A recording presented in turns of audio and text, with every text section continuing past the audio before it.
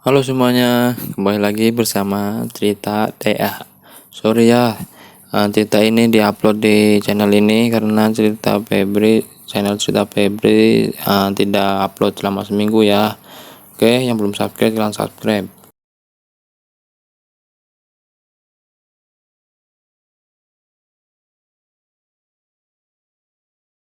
Setelah kepergian Rudolf dan Ben, Travers menyisir wilayah bagian timur dan memeriksa kediaman Daisy.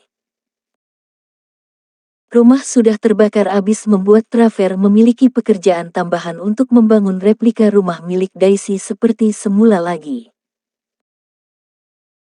Tak hanya itu, Travers juga menggelontorkan sejumlah uang santunan yang banyak untuk membangun kembali fasilitas di wilayah barat dan juga diberikan pada korban meninggal dan luka-luka. Saat itu, setelah mendapat perintah, Mena bergegas menuju gedung pemerintah negara K untuk melakukan negosiasi dan memberikan sejumlah uang tutup mulut. Akhirnya pemerintah sepakat untuk menyembunyikan apa yang terjadi. Mereka merilis berita resmi jika ada serangan dari beberapa kelompok yang menginginkan kemerdekaan mereka sendiri, namun semua sudah terkendali. Di kota Z, Gavril sudah menunggu dengan cemas. Ia tidak dapat duduk tenang dan mondar-mandir di dalam mansion, dan berulang kali keluar ke halaman untuk mengecek. Setelah menunggu cukup lama, iring-iringan mobil pun tiba. Para pengawal mulai berlarian dan berjaga. Ben keluar dari mobil disusul Daisy serta Rudolf. "Biar ku bantu," kata Rudolf. Ben segera memandang dingin.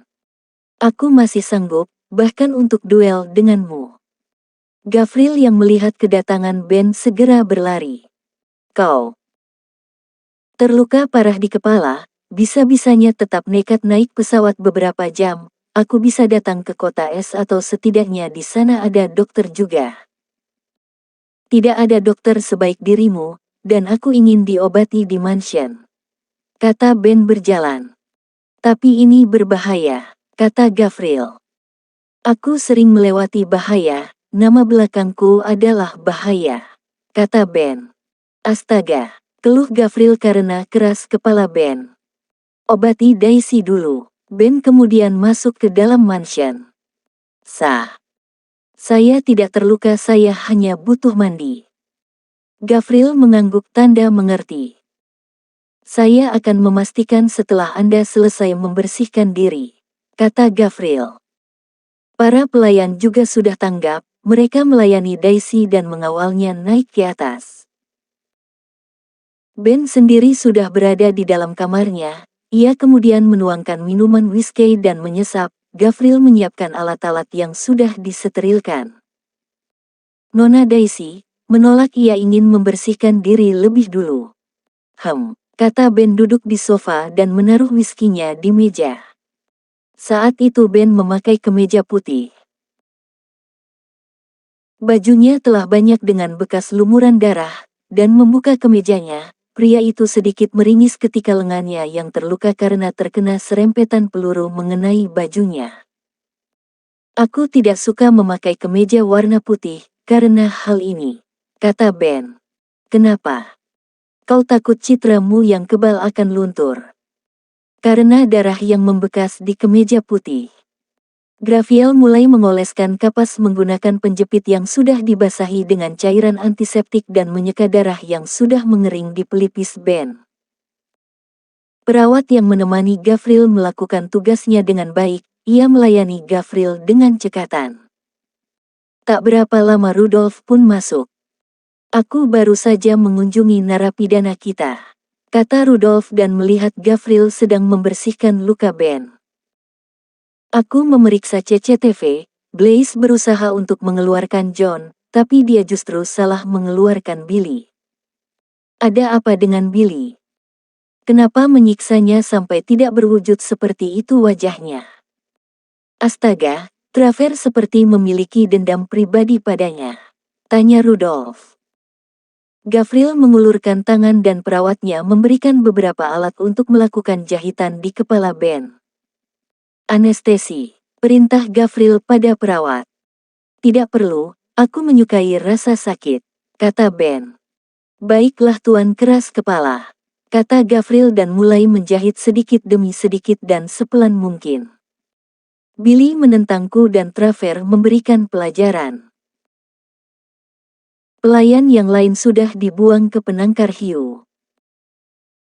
Traver mengatakan jika mereka sudah tidak seru untuk menemaninya bermain. Kupikir Traver masih bermain-main dengan Billy karena ia belum membunuhnya. Syah, kata Ben sembari sedikit mendesis karena tusukan Gavril. Ini akan sakit, kau yakin tidak butuh anestesi? Tidak hanya kepala yang harus dijahit, luka di lenganmu juga cukup dalam. Tanya Gavril.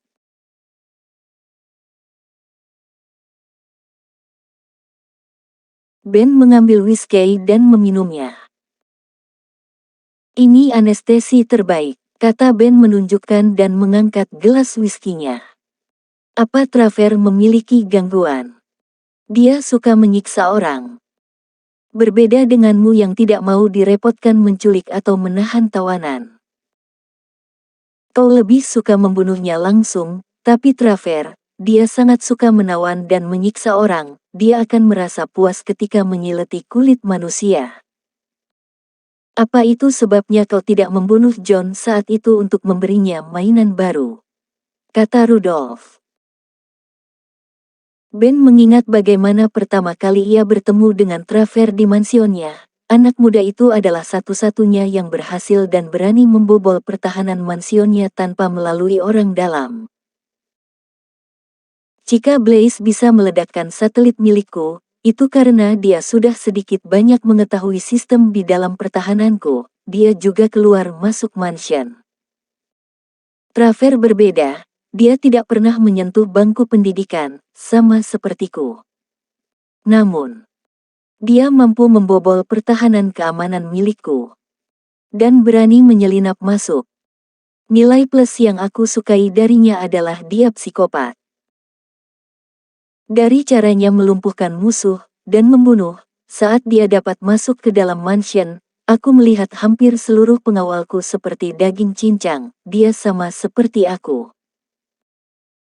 Awalnya aku hanya penasaran dan membiarkannya masuk, tapi setelah melihat aksinya, aku menjadi tertarik untuk merekrutnya berdiri bersamaku.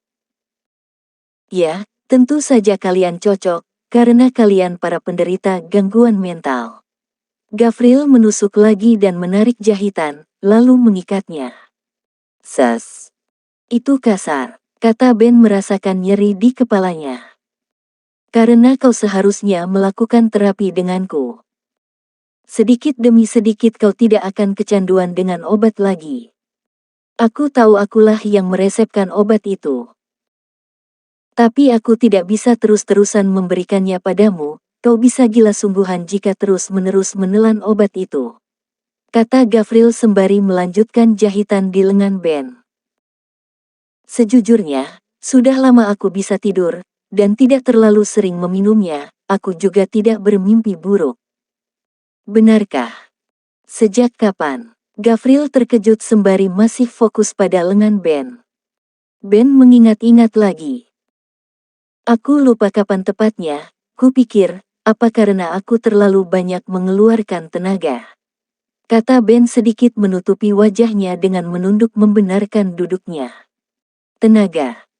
Kau berperang dengan siapa? Tanya Rudolph. Apa Daisy menjadi tempat melampiaskan tenagamu?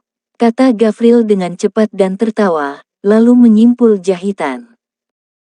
Gavril telah menyelesaikan tugasnya, dan perawat mulai membereskan semua peralatan.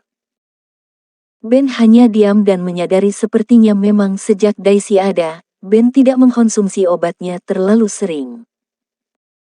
Coba tidurlah dengan Daisy, siapa tahu kau akan benar-benar bebas dari obat-obatan. Kata Gavril. Aku tidak suka tidur dengan orang lain. Itulah yang memperparah, kau kesepian, tidak ada yang menghangatkanmu, jika kau tidur dengan Daisy, kau akan lebih nyenyak, cobalah. Bujuk Rudolph. Tidak akan ada bedanya, aku tidak mau tidur dengan siapapun. Kata Ben.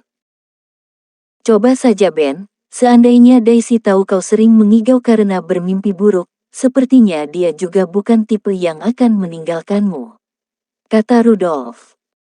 Dia pernah kabur dariku, dan dia membenciku. Dia memiliki alasan, itu karena kau juga menutup diri, dan terlalu dingin. Aku melihat sejak ada Daisy, kau banyak berubah. Bujuk Gavril. Cerewet sekali. Pergilah kalian, aku mau mandi. Kata Ben berdiri.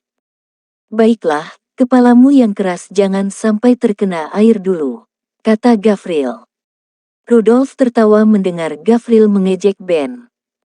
Dengan alibi agar kepalanya tidak terkena air. Kemudian Rudolf pergi. Diikuti oleh Gavril serta perawatnya.